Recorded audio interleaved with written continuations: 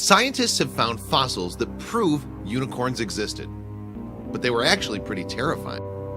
Millions of children all over the world have grown up with tales of unicorns, with their imaginations fed by the pretty creatures in movies like Legend and the Harry Potter franchise, not to mention My Little Pony.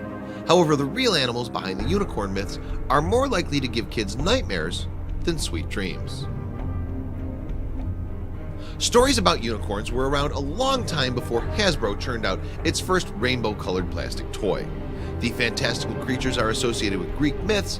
However, to the ancient Greeks, they were not considered myths at all, but real live animals from India. These early unicorns were not the graceful creatures we think of today. In fact, Greek historian Ctesias gave us the first account in the 5th century BC and describes them as wild asses with long horns. We hear of them again from Pliny the Elder in the 1st century AD, who says they had the head of a stag, the feet of an elephant, and the tail of a boar, while the rest of the body is like that of a horse. The single-horned magical beast is not only a European myth, but China and Japan both have their own versions of unicorns, the Qilin and Kirin respectively.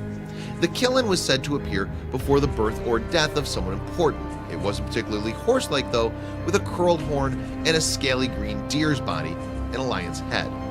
Some people believe the Bible contains references to unicorns, although most scholars say this is actually a mistranslation of the Hebrew word Re'em. These creatures are mentioned 9 times in the Bible, where they are symbols of strength, but the word most likely refers to an ancient variety of ox. Strength continued to be one of the attributes assigned to unicorns into the Middle Ages. An Alexandrian merchant and traveler from the 6th century, Cosmas Indikapliostis, passed on Ethiopian accounts of the unicorn being a ferocious beast with its power originating in its horn. Saint Isidore of Seville, who lived in the 7th century, also described the unicorn as a strong animal able to kill elephants by stabbing them in the stomach.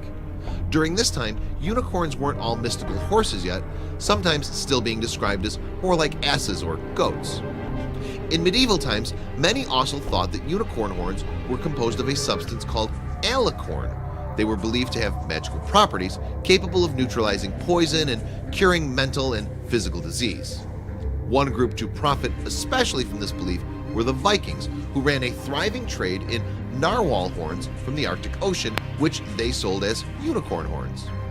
Other real animals that may have inspired the unicorn myth are the Oryx, Eland, and Oryx, and perhaps 2-horned animals that lost a horn through a mutation or a fight.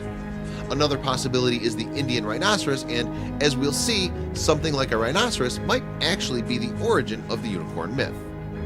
Then in 1808, a newly discovered species called Elasmotherium was named after Gotthard Fischer von Waldheim, director of the Natural History Museum at Moscow State University. Previously, the Elasmotherium had only been identified by fossils and was believed to have been extinct for 350,000 years. Brandt suspected the Siberian Elasmotherium of being the basis of a Tatar myth about a unicorn with a gigantic horn. However, since the Elasmotherium was thought to have disappeared about 350,000 years ago, no humans would have been around to see them. Then in March of last year, the skull of an Elasmotherium was unearthed in Kazakhstan, putting the date of extinction much later, only 29,000 years ago. Now there was at least a chance that Elasmotherium would have been around long enough to be seen by humans and inspire the unicorn legend. Unfortunately, for those who like to think of unicorns as the graceful white-haired horses that feature on posters, usually with a rainbow in the background, the Elasmotherium was not quite so dainty. Rather than being an ethereal pony, it was closer to being a terrifying monster rhinoceros. The Siberian Elasmotherium would have been an intimidating sight, standing around 6 or 7 feet tall and 15 feet long, most likely covered in fur like a mammoth. These mighty animals weighed 4.5 tons. No definite size has yet been given for the horn, but it may have been up to 6 inches long. As its name suggests, the Siberian Elasmotherium roamed western Siberia. They were also to be found in southwestern Russia and further south into Eastern Europe.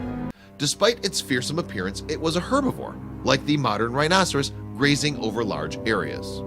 Most likely, the south of western Siberia was a refugium where this rhino preserved the longest in comparison with the rest of its range, paleontologist Andy Svansky told Phys.org.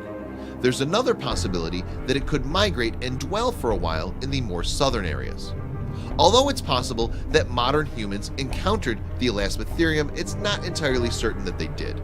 Some, like cryptocologist Willie Ley, suspect that stories about the species have survived from the prehistoric era, but some accounts, like that of 10th century traveler Ibn Fadlan, seem to describe the giant rhinoceros too accurately to be merely retelling a myth.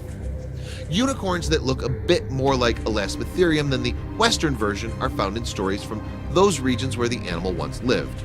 An old Turkic book contains a description of the Chinese unicorn, Qilin, as a quadrupled with the body of a deer, the tail of a cow, the head of a sheep, the limbs of a horse, the hooves of a cow, and a big horn. So when did unicorns really die out? Nobody knows yet, as new evidence is still being discovered. One theory based on a fossilized Siberian Elasmotherium skull is that they died from a meteor impact. Alternatively, they may have been victims of environmental change. Researchers are still working on an answer.